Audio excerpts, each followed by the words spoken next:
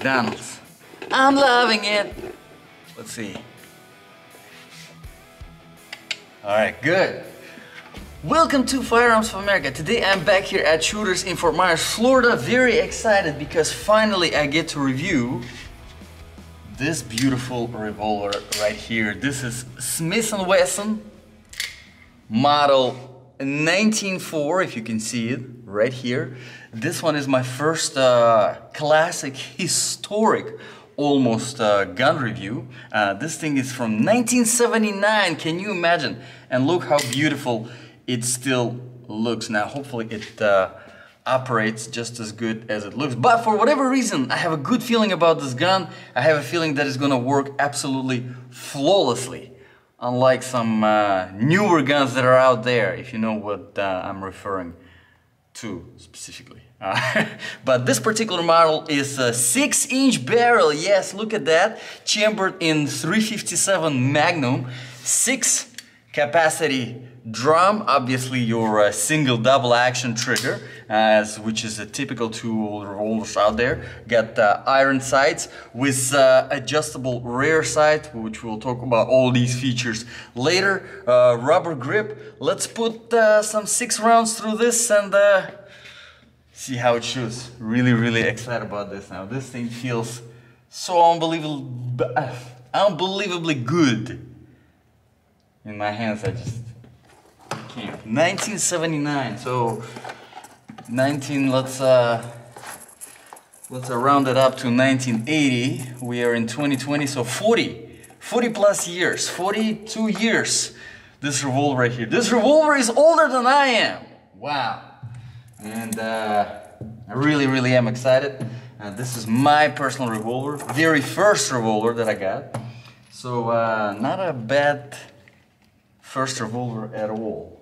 So we got our .357 Magnum round over here. Very powerful round. I personally like it a lot. I shot a few revolvers in .357 Magnum and it's a very nice round. The only thing, my personal concern whenever it comes to .357 Magnum is you want to make sure that you do have enough of a barrel.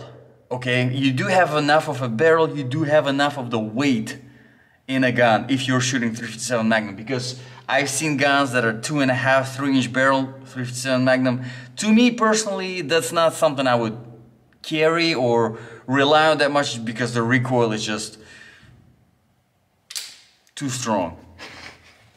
I hate to admit it, but it is. So I like to be accurate with my gun, and I like to have that feeling that when I shoot it, it's not gonna just fly out of control. So, all right. So as you can see, nicely fresh painted targets out there. I'm gonna shoot a few rounds in single action, a few rounds in double action, and just see how it feels. All right.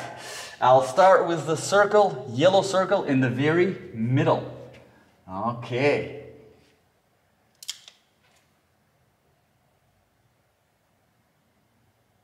Alright, close enough, but not exactly. Okay, there was double action and it was way too low, but almost bullseye. Jeez, okay, let me shoot another one in single action first. Alright, let's see. And I'll try to grab it like this. And single action, another one. Oh yeah, there we go. Single action.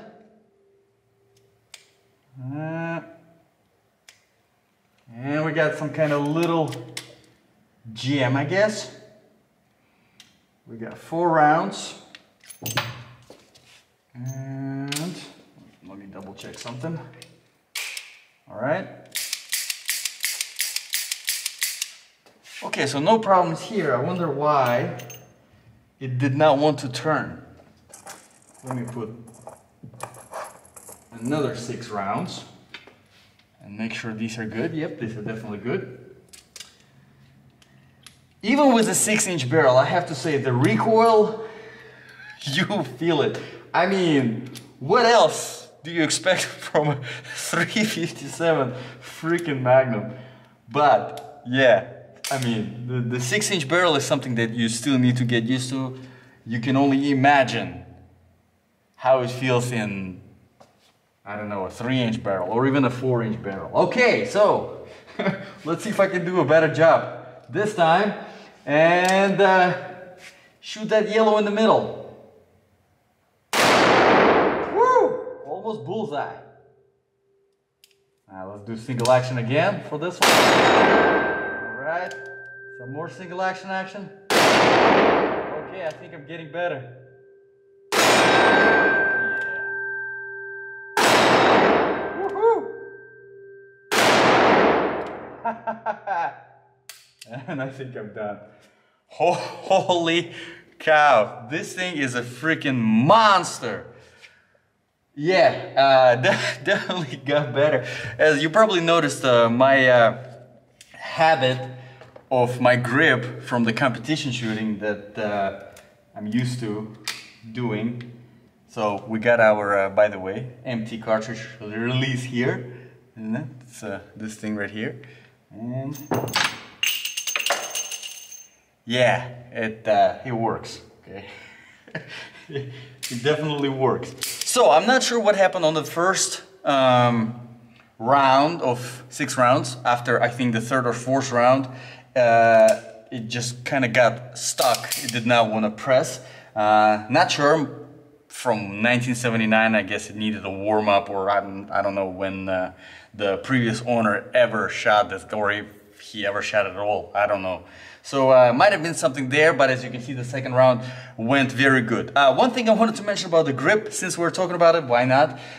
You probably noticed my very first, I don't recommend holding revolvers like this, all right? I actually recommend grabbing your revolver this way, which I never ever recommend whenever it comes to the semi-automatic handguns with the moving slide, because this way you get hurt and does not feel good. You don't want to do that. But with the revolver, this is a much better grip option compared to this one. Anyway, let's start with the review. I'm going to take off this so that I don't yell. Let's start from the beginning. Let's start with the grip. As you can see here, it's actually rubber grip, which I do like a lot. Honestly, personally, my own preference. I like the rubber grips on the revolvers much more, which kind of goes against the typical revolvers with, you know, classic revolvers with wooden grips, with them shiny, fancy looking grips.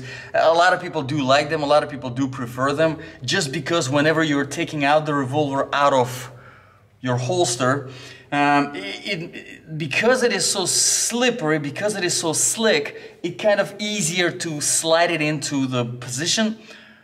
But it might be better for the fast shooting, but whenever it comes to actual target shooting, whenever it comes to the accuracy, you are way better off with the rubber grip, because it just provides much more grip. And here, as you can see, it has some pattern on the sides, nothing in the back, although it is still pretty, because it is rubber, it still is pretty grippy on your hands. And on the front we have our nice finger grooves here, same thing here on the back. If you are getting one of the older revolvers, make sure always before shooting, check the state of the screw. Sometimes these screws, they get loose and they stick out a little bit, and if they do, you might hurt your hand or palm of your hand if it's sticking out. How I know? Don't ask me how I know, okay? Let's move on to everything else. Let's move on to the trigger, which is probably the best part of every revolver out there for the most part. If it's a nice, good quality revolver like this one, the trigger. Okay, so you have your single action, which honestly, if you do want to hit the target, you probably should stick to the freaking single action, all right? So basically, how to put it in single action, you pull on the hammer. That's it, it's ready to shoot. So now, check out the trigger right here. It's ready to go. Check this out. Woo! Wow, okay, let's do it again. Check this out.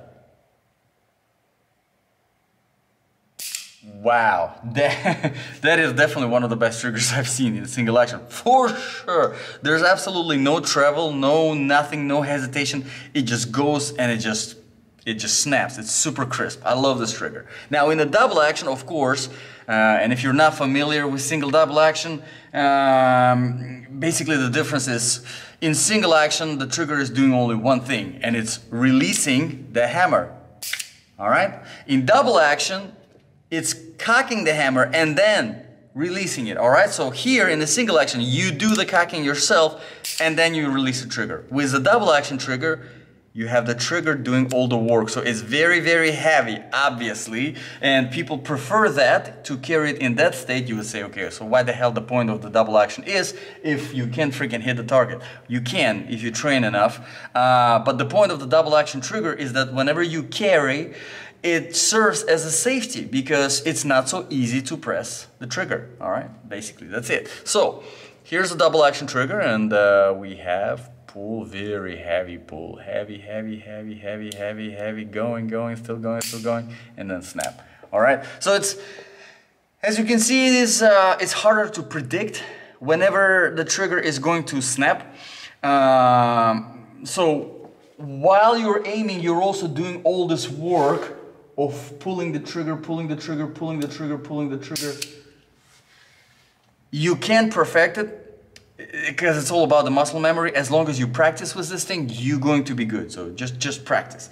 Now, let's talk about the barrel release, drum release. Well, not barrel release, sorry, drum release. It's located right here, very conveniently for your thumb. All right, thumb. And then you're pushing out with the thing. My fingers are kind of short, so it's still, even though it is so convenient, it's still a little hard for me, but it works still flawlessly, even for being 40 years old. All right, not bad. Now, the drum itself, as you can see, 6 capacity, and it has the very easy push out lever. That's definitely not the correct terminology for this. Push-out lever, that's what I'm gonna call it. A very convenient push-out lever right here for your empty cartridges. The sides are, like I said, the rear side is actually adjustable. The front side is not adjustable. Probably not gonna need to worry about adjusting that. But I do like it, actually. I like these sides. They're much better than literally every other revolver that I have reviewed. It's very simple, very easy to get the target. Some people like to actually put a tape on the front side to kind of make a different color, like an orange tape or something. I maybe do that, just to check it out. So, overall I do like it a lot. Let's put some 6 more rounds and then we will try to come up with a more or less reasonable conclusion. And of course, as you can imagine, conclusion is going to be very, very positive here because I mean this thing is just honestly, if it if it didn't even shoot at all, it'd still be a positive conclusion because 1979 6-inch barrel. I mean this is classic. I feel like I'm in one of those Western movies. Shooting this thing. I need to practice that speed draw with the twist and then anyway, let's do the shooting. All right, let me finish up the yellow in the center. All right, let's see, super light trigger. All right, let me try double action now. Woo! All right, you see, I'm hitting the thing with the double action too. That's really all it takes. All right.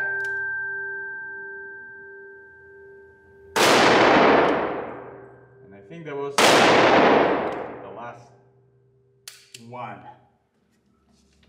Wow! All right, so as you can see, even with the I'm gonna make a mistake of throwing this thing all over the place. Even with the double action, you can still be accurate as long as you practice enough, as long as you understand the dynamics, I guess, of this gun, the recoil, the travel distance for the trigger. But yeah, this thing is impressive. I absolutely love it. Smith Wesson, model 19-4, 6-inch barrel, 357 Magnum. Thank you guys for watching. I'll see you in the next video.